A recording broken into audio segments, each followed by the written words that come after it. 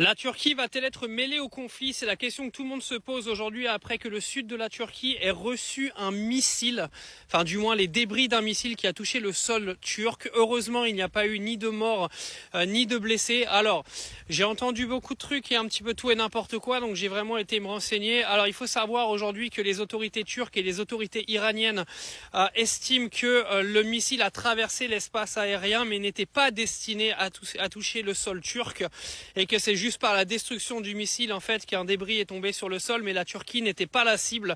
Donc ça a été annoncé et par les autorités turques et les autorités iraniennes. Donc en gros, il faut savoir que si la Turquie avait été touchée par un missile, l'OTAN aurait été concernée de très près. Mais aujourd'hui, les deux pays estiment que ce n'était pas volontaire, donc il n'y a pas d'implication de l'OTAN à venir dans le conflit par rapport à cet incident. Donc ça, c'était un petit peu pour reclarifier les choses, que j'ai entendu pas mal d'âneries cet après-midi. Ensuite, le Qatar va stopper totalement ses usines de gaz naturel liquéfié. Donc là, c'est franchement la crise totale, les gars, parce que ça veut dire que, en gros, ils estiment que pour que derrière les réserves retrouvent l'intégralité de leur capacité, ça va prendre quasiment un mois.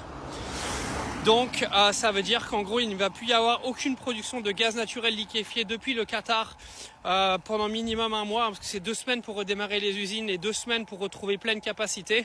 Donc autant vous dire que ça va être le bordel sur tout ce qui est prix, etc. Parce que le Qatar est un énorme exportateur de gaz.